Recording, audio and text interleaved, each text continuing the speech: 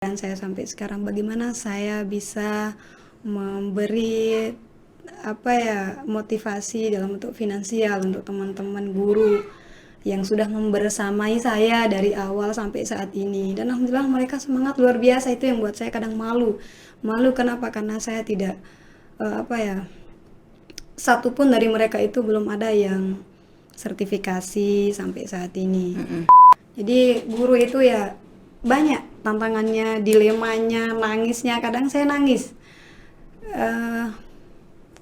Sehebat-hebatnya seorang guru di jenjang SD, SMP, SMA, bahkan dosen yang sudah profesor sekalipun belum tentu mampu mengajar di PAUD.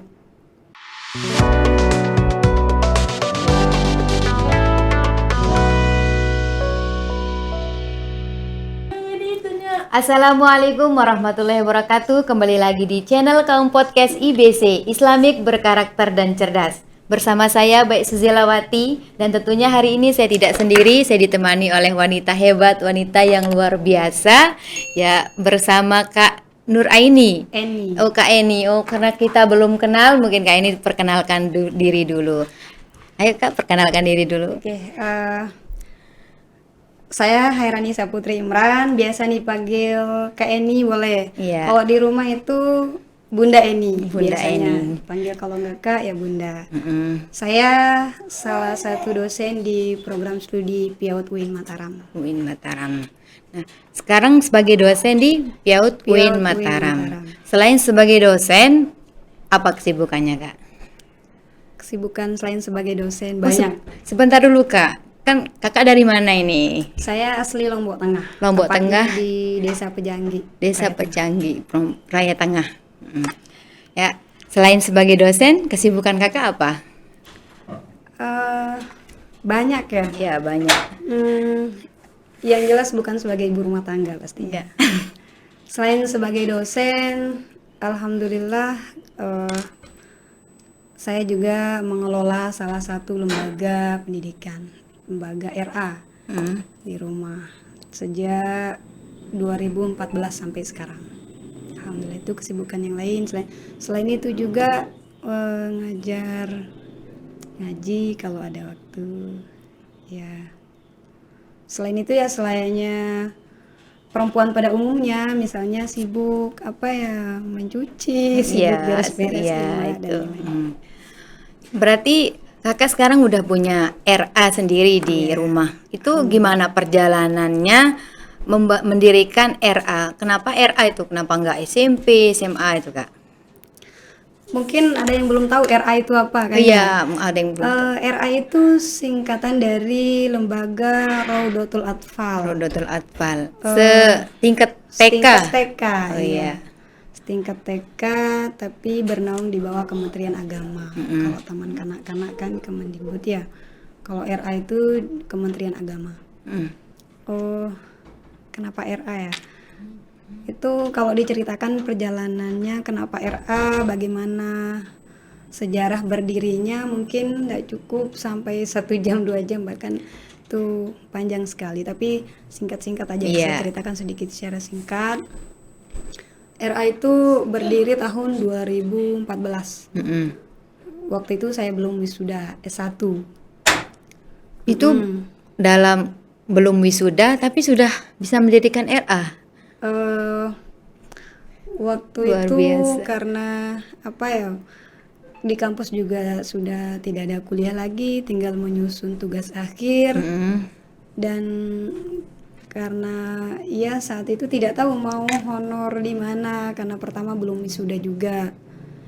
Jadi ya udah berinisiatif, kenapa tidak kita dirikan lembaga anak usia dini aja di rumah, karena kebetulan kan banyak anak-anak juga yang usia TK gitu. Akhirnya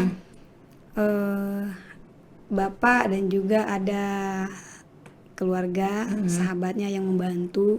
Dari awal itu harus bagaimana, misalnya itu yang mengarahkan kita. Karena pada saat itu kan saya tidak tahu ilmunya sama sekali. Apalagi jadi guru aja belum, apalagi Tiba-tiba diriin RA. Ya. akhirnya kita diarahkan, nanti awalnya begini, sosialisasi dulu, yang penting ada siswanya dulu.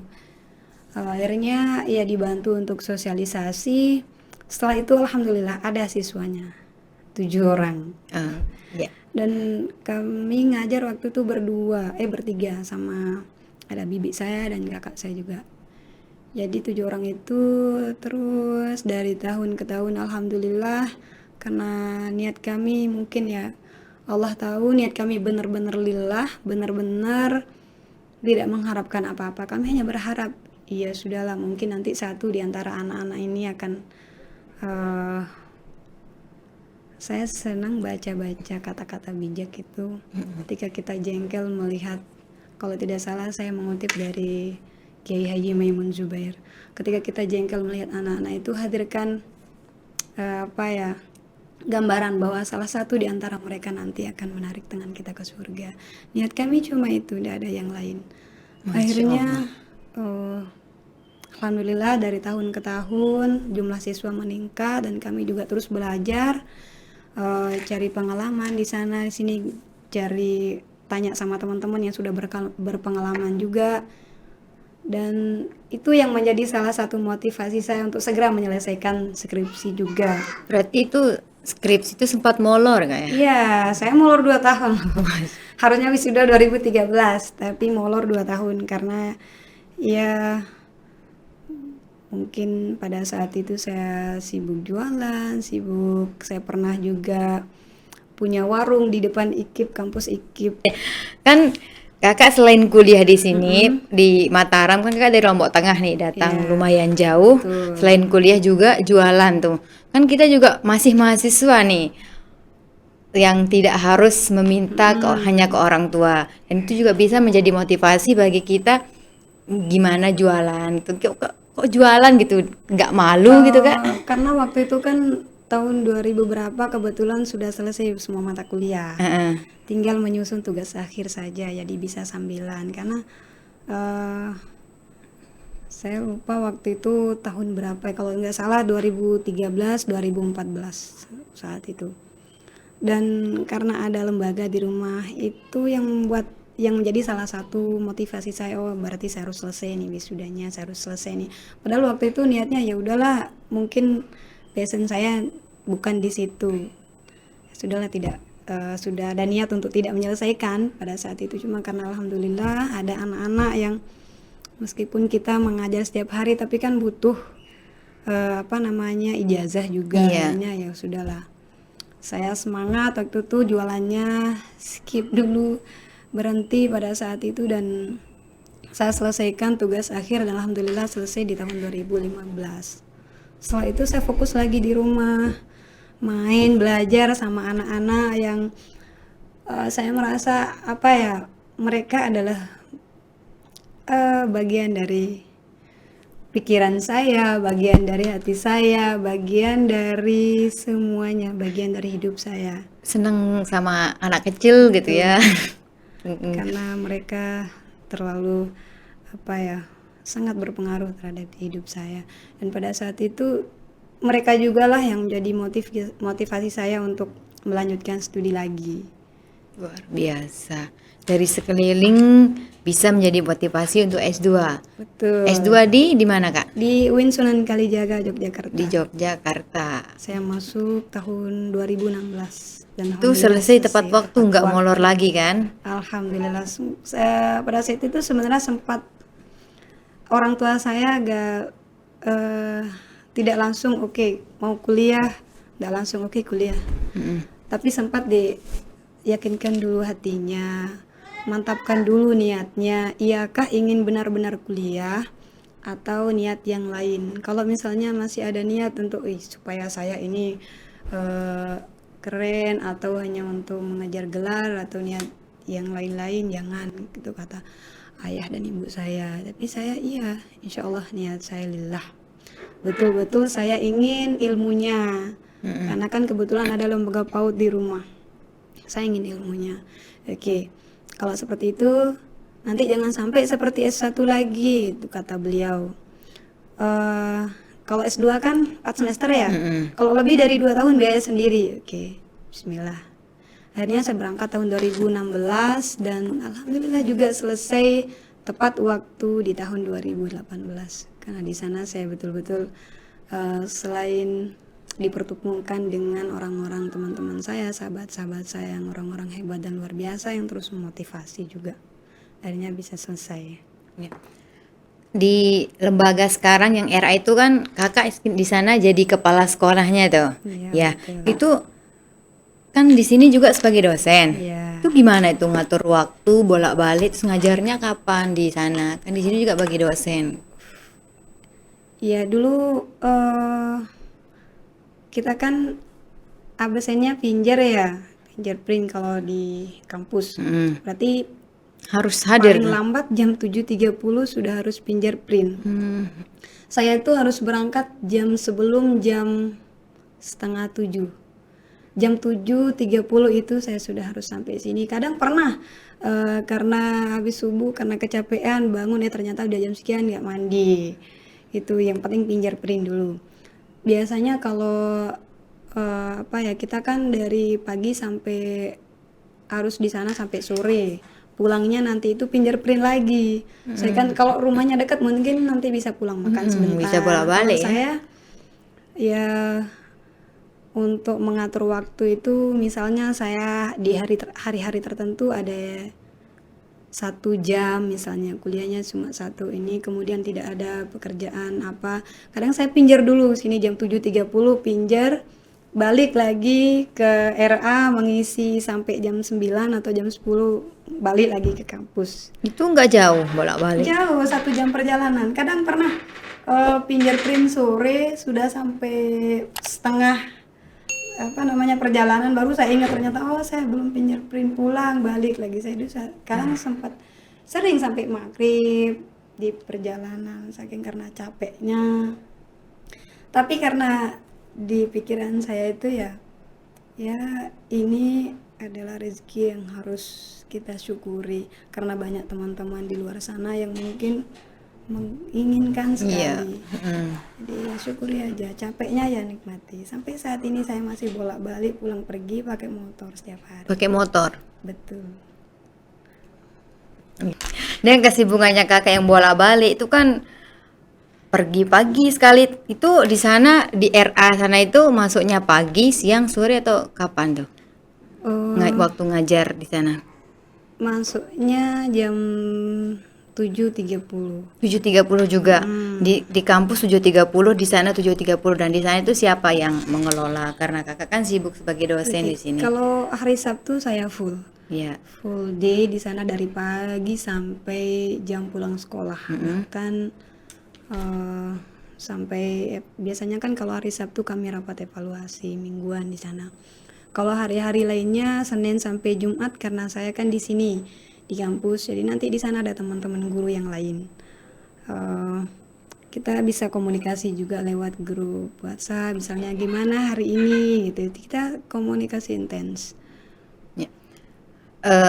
Dan di sana itu kan kakak yang diriin tuh ya bersama keluarga. Nah, terus sekarang tuh guru-guru tuh udah digaji semua kan pasti orang tuh butuh bensin gitu. Kalau ditanya gaji ya kiprah seorang guru honorer itu banyak sekali tantangannya ya. Maksudnya bagaimana ya, apalagi sekelas guru PAUD ya. Sejak 2014 sampai sekarang itu tidak ada, bisa dibilang tidak ada. Ada tapi mungkin nominalnya lebih besar uang jajan anak SD, anak SMP kalau dikalkulasikan 1 bulan. Kalau kita lihat dari selain guru itu berkewajiban berperan sebagai pendidik, kan guru juga punya hak dong di situ kan. Ada selain hak perlindungan hukum, hak lainnya juga honorium per bulan pastinya kan. Cuma sampai saat ini itu yang salah satu menjadi di pikiran saya sampai sekarang, bagaimana saya bisa memberi motivasi dalam bentuk finansial untuk teman-teman guru yang sudah membersamai saya dari awal sampai saat ini. Dan alhamdulillah mereka semangat luar biasa. Itu yang buat saya kadang malu. Kenapa? Karena saya tidak satupun dari mereka itu belum ada yang sertifikasi sampai saat ini. Tapi semangatnya, istiqomahnya luar biasa. Ada sih dari pemerintah itu, kalau di RA itu namanya BUP, itu bantuan operasional namanya, bantuan operasional pendidikan, nominalnya alhamdulillah cukup.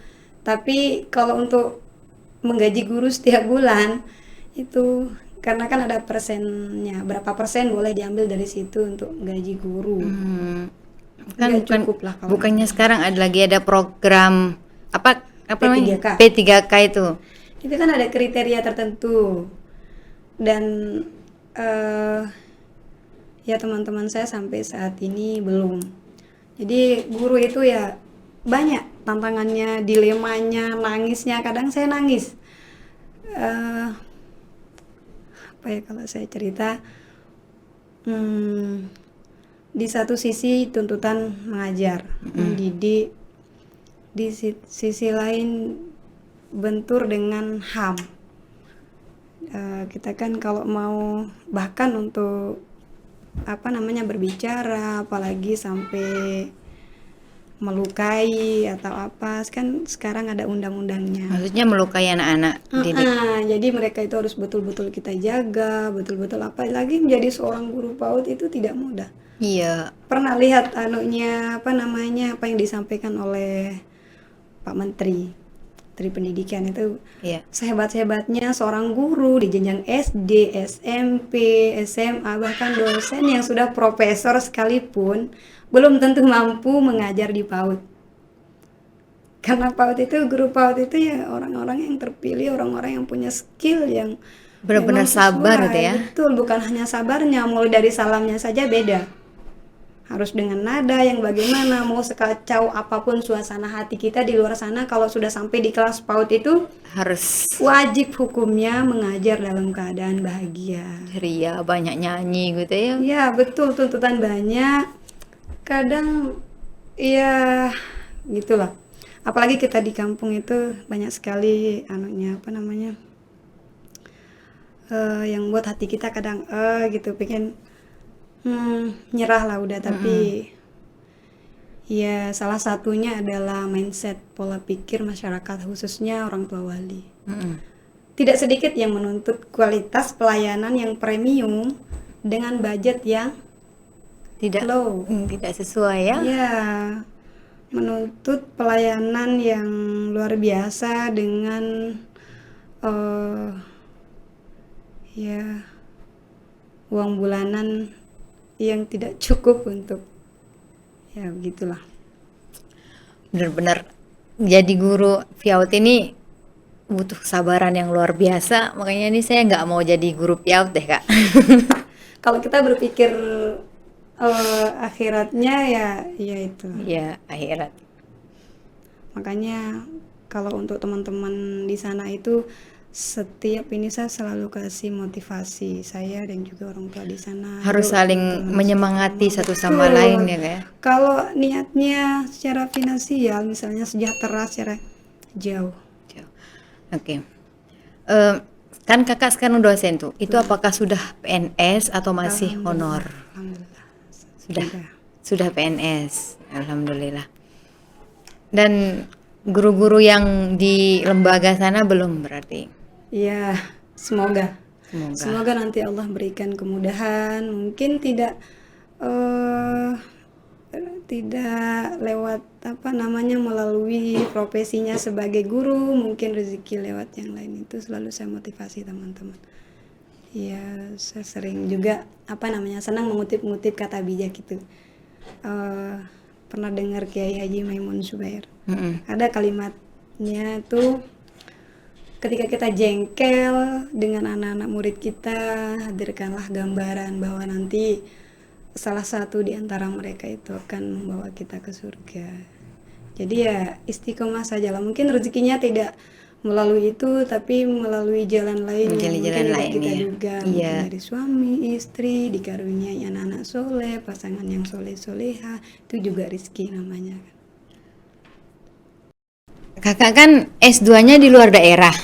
Kenapa nggak di sini aja di Mataram, nggak lanjut di sini? Kok Kakak bisa dikasih keluar tuh? Biasanya kan seorang perempuan tuh sulit sekali untuk bisa dikasih keluar daerah melanjutkan S2. Itu gimana? Seperti yang saya ceritakan sebelumnya ya, karena saya kan masuk di tahun 2016 ya di UIN Sunan Kalijaga itu. Nah kebetulan pada saat itu ya beberapa pertimbangan juga ya. Pertama karena memang untuk program studi pendidikan anak usia dini itu adanya di sana. Belum ada di sini berarti? Setahu saya untuk jenjang S2-nya belum ada di Waktu sini. itu? Waktu itu. Dan pertimbangan lainnya juga karena kenapa tidak di Jakarta atau di mana gitu. Karena saya kebetulan tesnya di sana, lulusnya di sana, dan biaya SPP-nya pada saat itu Tidak terlalu lebih sedikit di sana. Iya. Karena kan kita juga harus mempertimbangkan itu. Ya. Tuh. Bisa nggak kasih kita motivasi, karena kita kan sama-sama perempuan nih, gimana jadi perempuan yang kuat, perempuan yang sabar, perempuan yang hebat. Karena menurut saya kakak itu adalah sosok perempuan yang luar biasa, sabarnya luar biasa, mandiri sampai saat ini. Tuh gimana? Mungkin ada motivasi buat kita. Kalau hebat mungkin terlalu berat ya. Kalau mandiri insya Allah saya sudah terbiasa sangat-sangat mandiri dari saya kuliah S1 dulu sampai kemarin. Mungkin sedikit saya cerita ya, waktu kuliah di UIN Jogja itu biasanya kan kalau teman-teman yang lain sudah kuliah S2 apalagi bukan beasiswa ya, biaya sendiri, pasti nanti kalau untuk biaya hidup tinggal minta telepon. Banyak teman-teman saya begitu, kalau udah habis uang sakunya, uang jajannya, tinggal telepon, tinggal minta. Kalau saya beda, saya dulu misalnya bayar SPP sebulan lagi, harus dari sekarang tuh. Iya, telepon ke rumah. Kalau misalnya uang saku habis tuh saya nggak langsung minta. Dulu ada adik saya waktu itu masih SMA kalau salah, tahun berapa itu. Biasanya saya telepon adik dulu, sekarang sudah almarhumah ya. Saya telepon, saya tanya dulu, saya tanya dulu kondisi di rumah itu seperti apa dulu. Oke nggak waktu itu kalau misalnya kita minta uang saku, uang belanja gitu. Saya tanya, Dek, gimana kondisi ayah ibu di rumah, kondisi rumah, keadaan bagaimana. Kalau misalnya kakak ini gimana, kalau misalnya bagaimana langsung ya, jangan dulu deh kak saat ini, oke. Nanti ya saya seadanya dulu di sana, entah nanti minjem atau bagaimana caranya. Tunggu dulu misalnya selang berapa hari atau seminggu, kak, oke gitu ya. Baru minta. Pernah juga beberapa kali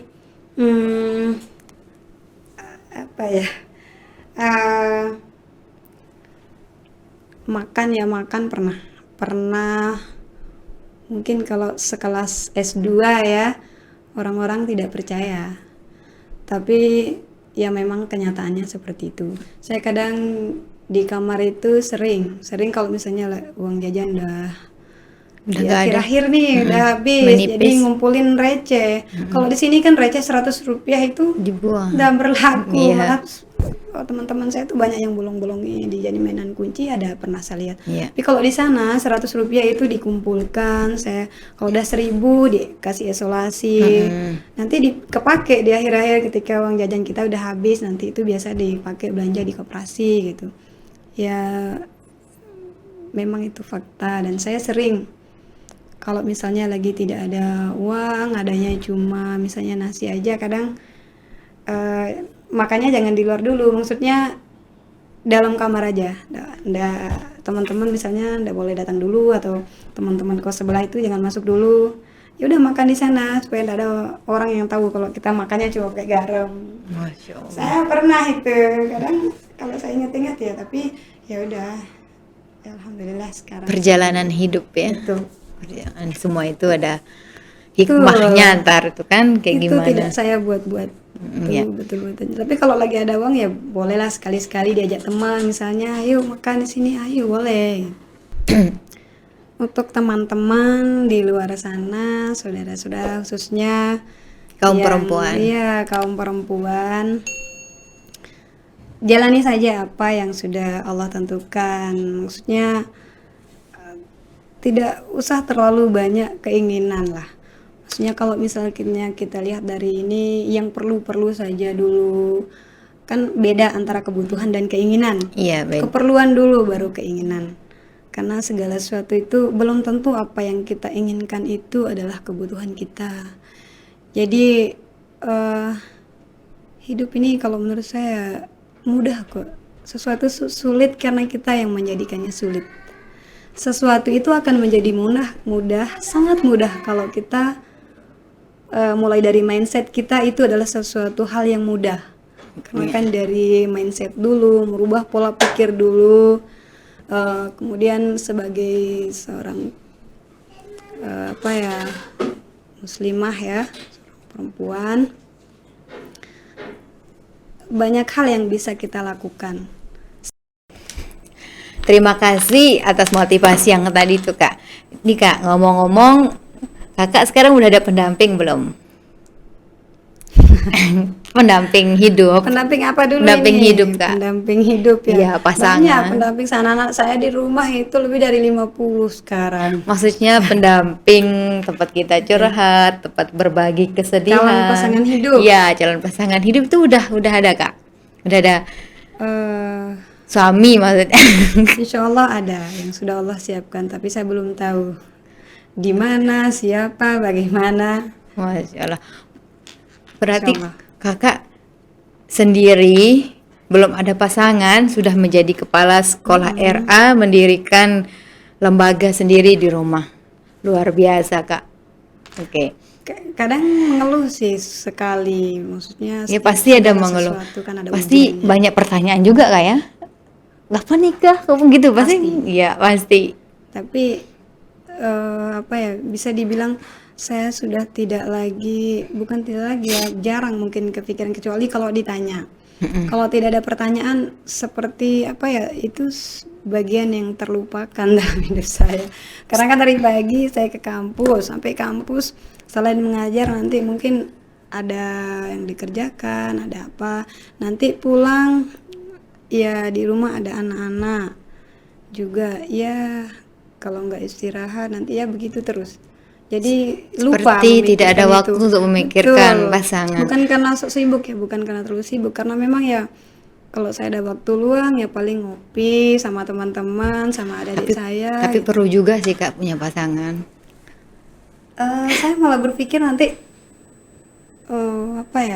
kalau misalnya ada nih, ada, anggap sudah ada ya, Yeah. anggap ada. Kira-kira selain komunikasi, apa kira-kira? Saya kadang berpikirnya begitu, untuk apa ya gitu. Kamu mungkin beda-beda. Untuk menyempurnakan separuh agama. Betul itu. Makanya ini hostnya juga cepat-cepat ini. Kita juga masih kuliah ini. Saya aja yang masih kuliah kayak gini, pertanyaan tuh sering banget muncul tuh yang bikin kita risih tuh kayak. Insya Allah nanti kan segalanya adalah ketentuannya ya.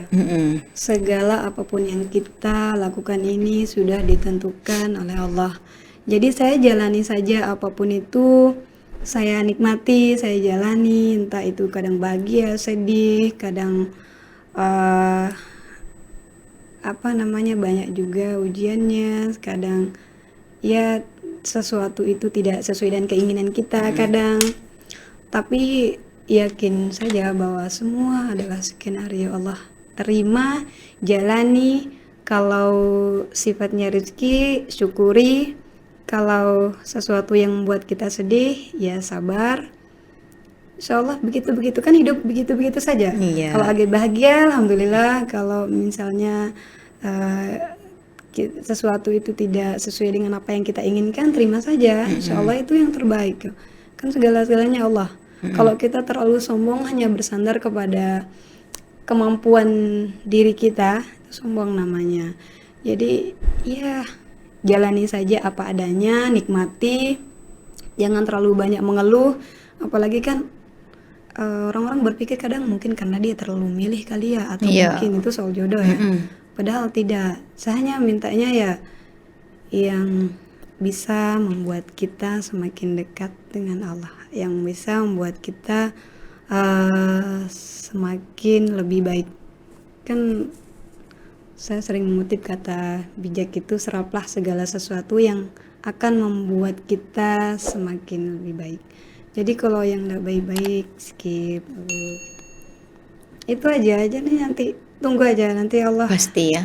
Ya, Allah sudah mensiapkan kita yang terbaik. insya Allah berdoa saja. Ikhtiar sudah, sekarang tinggal ya tunggu aja, berdoa. Oke, terima kasih Kak atas semua motivasi, atas semua perjalanan hidup yang Kakak bagi ke kita. Oke, terima kasih Kak sudah menyempatkan waktu untuk ke channel Kaum Podcast kita. Mungkin semoga di lain waktu kita bisa ngobrol kembali. Oke, bagi sahabat Kaum Podcast, terima kasih sudah mendengarkan ngobrolan kita hari ini, dan jangan lupa di like, comment, share, and subscribe channel YouTube kita. Wassalamualaikum warahmatullahi wabarakatuh. Dah.